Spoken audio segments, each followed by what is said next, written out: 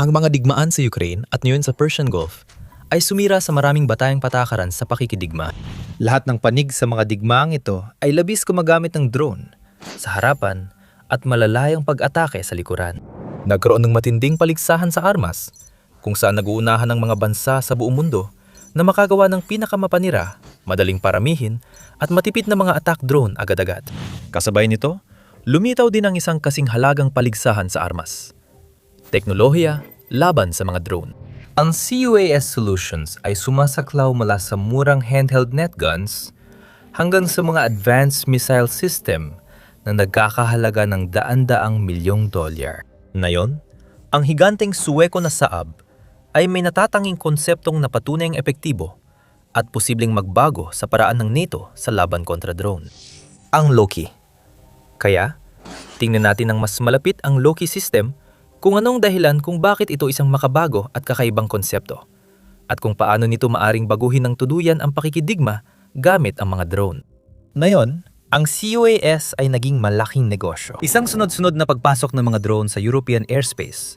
Nung kalagitnaan hanggang huling bahagi ng 2025 ang naglantad, kung gaano kahindi handa ang malaking bahagi ng Europa sa ganitong uri ng pambobomba gamit ang mga grupo ng drone na ang Ukraine at lalo na ang Russia ay napipilitang patuloy na labanan. Ang mga tradisyonal na missile-based na air defense system tulad ng MIM-100 at 4 na Patriot at IRIS-T ay napatunayang epektibo sa pagpapatumba ng mga long-range na drone gaya ng Shahid-Joran variants ng Russia. Epektibo pero hindi matipid sa gastos. Hindi practical gumamit ng multimilyong dolyar na interceptor missiles laban sa drone na nagkakahalaga lang ng 10,000 lalo na kung daan-daan kada araw ang nagagawang drone. Pero daan-daan lang kada taon ang interceptor missiles.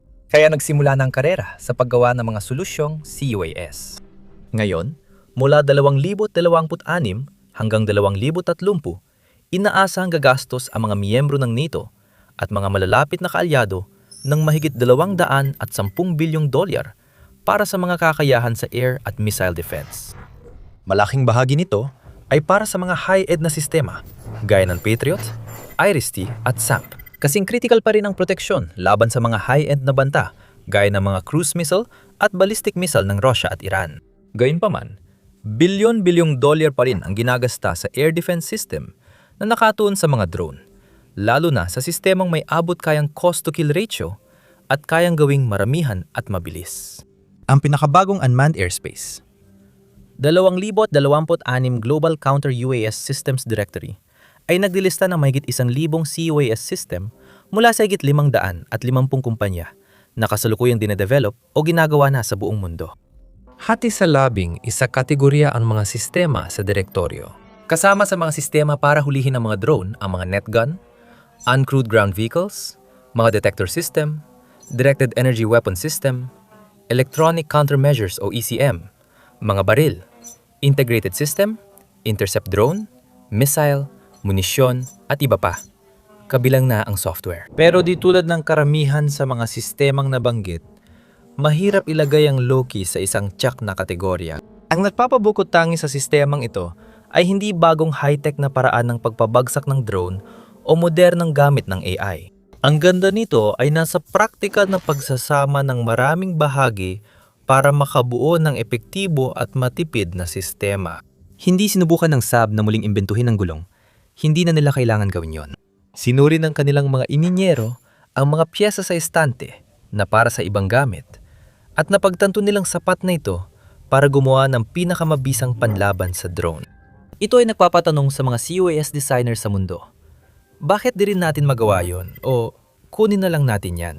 Hindi na dapat ikagulat ng mga batikang tagamasid ng military-industrial complex na ang SAB ay naglalabas ng praktikal at makabagong solusyon sa mga agarang problemang militar. Ilang dekada na nila talaga itong ginagawa. Ang kumpanya, na ang pangalan ay pinaikli mula sa Svenska Aeroplan, Aktiebolaget o Swedish Aeroplane Corporation, ay itinatag noong 1937. Kalaunan, naging pangunahing kumpanya sa industriya ng depensa ito sa Sweden na may market cap na lampas 35 bilyong dolyar. Ito ang pinakamahalagang kumpanya sa bansa pagdating sa laki, technological na inobasyon at estratehikong kahalagahan. Sa paglipas ng mga taon, Patuloy na naghatid ang SAB ng iba't ibang armas na hinahanap sa buong mundo dahil sa kalidad, pagiging praktikal at pagiging maasahan nito. Ang pinakatanyag sa mga ito ay marahil ang iconic na JAS-39 Gripen fighter jet, AT-4 anti-tank weapon, RBS, 15 anti-ship missile, Double Eagle mine-clearing naval drones, Carl Gustav M4 recoilless rifle, Trackfire remote weapon station, at Giraffe radar systems. Pinagsama na ngayon ang huling dalawang bagay sa listaang yon sa bagong Loki system. Unang ipinakilala ang Loki noong Pebrero 2025 bunga ng kolaborasyon sa pagitan ng Swedish Air Force, Swedish Defense Material Administration o FMV, SAB at iba pang mga katuwang. Pinaghalo nito ang umiira na teknolohiya sa modular na sistemang nabubuo sa iba't ibang paraan, parang Lego. Pinaghalo ng sistema ang Giraffe 1X mobile radar ng SAB, Trackfire remote weapon station na may heavy at medium machine gun, at electronic warfare components. Ibig sabihin, kaya nitong subaybayan ang pisikal na target at electromagnetic signals na nagdudulot ng maagang pagtukoy at maraming paraan ng pag-neutralize. Dahil sa modular na disenyo, pwedeng ikabit ang ibang attachment tulad ng directed energy weapon na mas madali sa hinaharap. Pag-uusapan pa natin ito mamaya. Sa ngayon, malawakang ginagamit ang mga kilalang bahagi ng sistema sa mga bansang kasapi ng NATO at iba pa, kaya nababawasan ang problema sa interoperability at napapadali ang pagsasanay ng mga operator. Halimbawa, tingnan ng radar. Nagsimula ang pag-develop ng Giraffe radar noong dekada 70 at unang na-deliver ang mga sistema noong 1977. Original, silang dinevelop kasabay ng RBS-70 surface-to-air missile. Ang mga naunang Giraffe radar ay mechanical, 2D at 3D pulse Doppler system sa GH band na dinisenyo para matukoy ang mababang lipad na eroplano sa magulong kapaligiran. Habang lumipas ang panahon, naging advanced digital system ang pamilya ng radar, kaya nabuo ang Giraffe Agile Multibeam o AMB. Ang AMB ay isang 3D Passive Electronically Scanned Array o PESA radar na malawakang ini-export at ginagamit sa mga tungkuling panlupa at pandagat bilang Sea Giraffe sa huling nabanggit. Ang malaking hakbang ay dumating noong Mayo 2014 na ipinakilala ng SAB ang Giraffe 1X, ang variant na ginamit kay Loki. Marahil bilang pagtanaw sa lumalawak na larangan ng drone warfare, ang compact na X-band Active Electronically Scanned Array radar na ito ay nagmarka ng pagbabago patungo sa mobility, mabilis na deployment, at multi-row na kakayahan. Pinapaintulot ng ESA array na igiya ang radar beams gamit ang electronics, hindi mechanical. Ibig sabihin nito ay mas mabilis na pag-scan, pinahusay na pagiging maasahan, at kakayahang subaybayan ng maraming target ng sabay-sabay. Nakakagawa rin ng ESA radar ng 3D na pagsubaybay, kaya nitong matukoy ang distansya, direksyon, at taas ng target. Mahalaga ito laban sa maliliit na drone o mababang lipad na banta na pwedeng magtago sa mga refleksyon mula sa lupa. Dagdag pa, tinutulungan ng advanced signal processing ang sistema na makilala ang totoong target mula sa mga ibon, lupa at epekto ng panahon, kaya mas tumpak ang pagtukoy sa masisikip na lugar. Ang resulta nito ay, ang Giraffe 1X ay nagbibigay ng 360 degree na coverage na may buong volume scan bawat segundo. Sapat ang sensitivity nito para matukoy ang mababa, mabagal, maliit o LSS na target gaya ng drone, bukod sa counter-rank. Yan ay mga rocket, artilyera, mortar, at kakayahang makatukoy at magbigay babala. Ang land na bersyon ay may saklaw na humigit kumulang 47 milya, habang ang naval na bersyon ay may saklaw na humigit kumulang 61 milya. Kamakailan lang, idinagdag ang Giraffe 1X deployment set noong 2023 na nagpa-improve sa transportability at kahandaan. At noong 2024, ipinakilala ang Compact Radar Module na nagpapahintulot na maitupi ang antena sa loob ng housing sa isang pindot lang ng button. Sa bigat na di lalampas sa 330 pounds, madali itong ikabit sa magaan na sasakyan, mast o bubong para sa sabayang pagbabantay sa himpapawid at ibabaw. Maaring patakbuhin ito ng remote o lokal at nag-aalok ng flexible na integrasyon sa command and control o C2 na sistema. Sa madaling salita, kaya nitong ikonekta sa ibang sensor, communication network, weapons platform, at mga kasangkapan sa paggawa ng desisyon para sa magkakaugnay na operasyong militar. Dahil sa mga tampok na iyon, hindi na nakapagtataka ang mataas na demand para sa Giraffe 1X. Ang US, Sweden, Latvia at UK ay kumukuha ng sistema para gamitin sa magagaan na sasakyan, unit na tactical, nakapirming lugar o platapormang pandagat. Ngayon, ito na rin ang mga mata at tainga ni Loki. May saysay naman yon. Ang katangian ng Giraffe ay angkop para sa modular at mobile na COAS platform gaya ni Loki. Dahil sa matakas na demand sa loob at labas ng bansa sa iba't ibang bersyon ng Giraffe ng halos 50 taon, magandang produksyon at sapat ang inventory ng Saab. Sa pananaw ni Saab, para kay Loki, ang Giraffe ay parang ready-made na solusyon at halos pareho rin ang kwento pagdating sa weapon system na nagpapaputok sa mga target na natukoy ng Giraffe. Ang Trackfire Remote Weapon Station o RWS. Tulad ng Giraffe, hindi na kailangan pag-isipan pa ni Saab ang pagpili nito. Ang Trackfire ay isang sistemang sandata at sensor na pinapatakbo ng malayuan na particular na dinevelop ng Saab para integrate sa mga barkong pandagat, fixed defense positions at mga sasakyang panlupa. Ibig sabihin, sa mga plataporma na katulad ng Loki. Ang sistema ay opisyal na inilunsad sa DSEI 2007 Expo sa London at nagsimulang gamitin noong 2012 ng Navy ng Finland ang una nitong malaking deployment. Noong 2017, nagkaroon ng kontrata sa FMV kung saan inintegrate sa loob ng bansa ang Trackfire sa Combat Boat 90 at iba pang platapormang pandagat. At hindi bababa sa 26 sa mga bangkang yon ay napunta sa Ukraine. Mula 2022, nagpadala ang Sweden sa Ukraine ng 21 pakete ng direktang tulong militar na nagkakahalaga ng napakalaking $11.3 bilyong. Kasama rito ang donasyon ng advanced na armas tulad ng Archer Artillery, Stridsvan 100, at 22 na tangke mga sistema ng depensa sa impapawid, at mga CB-70 Trackfire RWS na bangka. 10 CB-70 ang naihatid sa Ukraine noong Pebrero 2024 at karagdagang 16 pa noong Enero 2025. Lumabas na ang mga integrasyon ng Trackfire ay ilan sa mga huling nasa lumang configuration ng system. Malapit ng ilantad ang bagong configuration na naimpluwensyahan ng karanasan ng Ukraine sa digmaan. Ipinakita rin ang Trackfire Ares sa DSEI, bagamat sa edisyon ng 2025. Ito ay particular na dinisenyo para sa mga operasyon ng COAS at perpektong APMA para sa Loki. Inoptimize ito para sa presisyon at proteksyon ng crew habang nagpapaputok habang umandar, sinusuportahan ang 300 at 60 degree azimuth rotation at elevation mula -2 ampo hanggang +55 degrees. Hindi talaga kahanga-hangang specs na yan kumpara sa ibang RWS system na kadalasan may 300 at 60 degree azimuth din. Ang mga naval variants ng Kongsberg Protector RWS at Korean Hanwha Defense Naval RWS ay may parehong depression na -20 degrees, pero bahagyang mas mataas ang elevation na +60 degrees. Rheinmetall RMK-30. Kadalasan, ang mga variant ng RWS ay may -15 hanggang +60 degree na elevation. Ngunit tinalo ito ng Turkish Aselson Stamp Naval RWS na may -15 hanggang +55 degree na saklaw. Ganyan ang impormasyong makikita sa mga karaniwang military YouTube channel. Sa The Military Show, mas malalim ang aming paghahatid ng totoong kwento. Kaya siguraduhin mo mag-subscribe ka sa channel para hindi ka mahuli sa kahit anong update. Kaya, maaaring medyo dehado ang Trackfire kumpara sa ilang mga katunggali nito. Pero kung ano man ang kulang nito sa saklaw ng galaw, sobra-sobra naman ang binabawi nito sa katumpakan. Tampok dito ang totoong stabilized at independent na line of sight o silos bilang daglat. Ibig sabihin, ang independently stabilized na sensor module ay hiwalay sa mga axis ng sandata, kaya hindi ito naapektuhan ng recoil. Dahil dito, napapanatili ng operator ang tuloy-tuloy na line of sight sa target, kaya mas mabilis ang pagkuha ng target.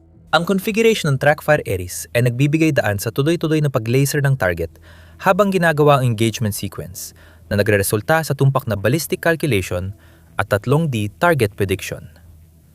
Ngunit ang tunay na halaga ay maaring ito. Modular ang sistemang ito, idinisenyo para maging configurable at interoperable sa maraming plataporma. May dalawang pangunahing unit na pwedeng lagyan ng iba pang bahagi.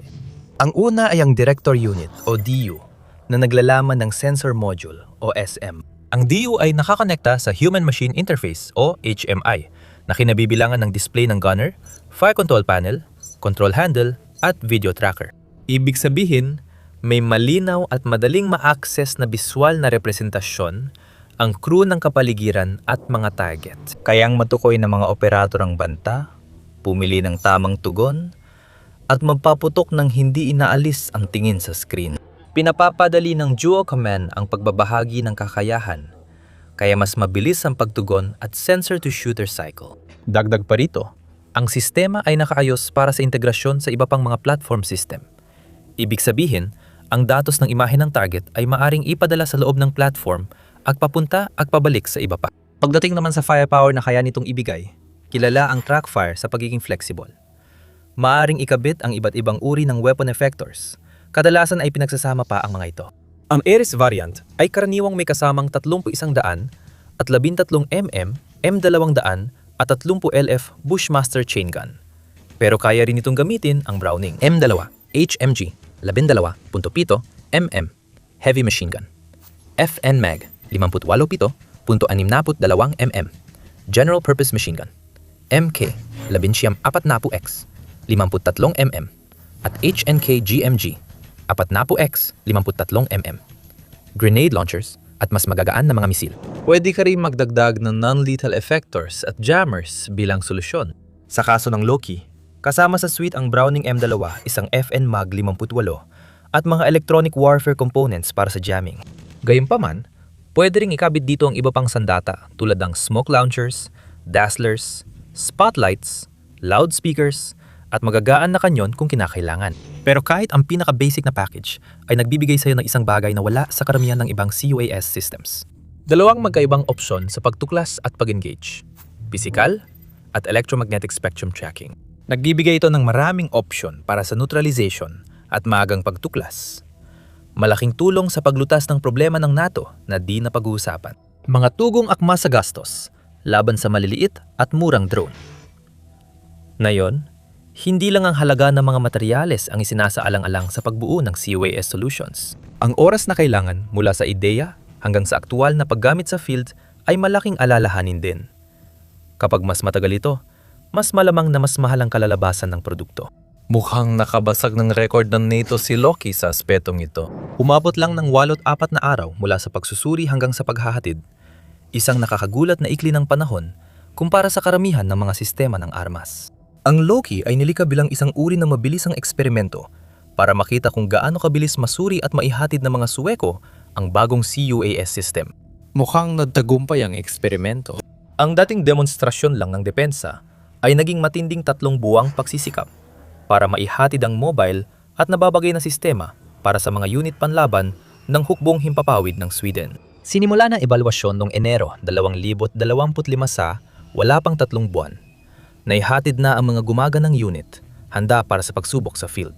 Kahanga-hanga talaga yon para sa makabagong inhenyerya ng militar. Paano nila nagawa yon? Ayon kay Carl Johan Bergholm, Senior Vice President at pinuno ng Surveillance Business Area ng SAB. Dahil hindi ito typical na product development cycle na taon ang tinatagal, kinailangan namin mag-isip ng malikaing at gumamit ng bagong paraan para malampasan ang hamon. Sa pamamagitan ng matalinong muling paggamit ng mga kasalukuyang produkto, at pagsasama ng mga bagong tampok at teknolohiya, napagsama namin ang konsepto sa napakabilis na panahon. Malaking tulong ang pagkakaroon ng world-class na bahagi na nakaimbak at handa para sa bagong sistema. Ibang usapan ng prototype, dapat pa ring patunayan sa aktual na labanan. Sa kaso ni Loki, nagawa na niya ito. Noong Setyembre, 2025 kinumpirma ng Saab na si Loki ay na-i-deploy na sa Poland sa nakalipas na 6 na buwan. Ginamit ito sa Malbork Air Base, kung saan ang mga puwersang Suweko mula sa ika-21 wing at kalaunan ang ika-17 wing ay naka-assign sa NATO. Pangunahing tungkulin nila ang pagbibigay seguridad sa mga pasilidad ng alyansa, kabilang ang logistics hub para sa tulong militar sa Ukraine. Paano nga ba ito nag-perform? Practical at simple ang opisyal na pahayag, gaya ng inaasahan mo sa isang Suwekong opisyal. Mahalaga ang matibay na proteksyon sa lupa para sa epektibong operasyon sa himpapawid. Malaki ang naitulong ng mga sistemang inilagay namin sa seguridad ng base para sa amin at mga kaalyado, ayon kay Tangente Coronel Christian Bertelsen, commander ng Suwekong pangkat sa Polonia.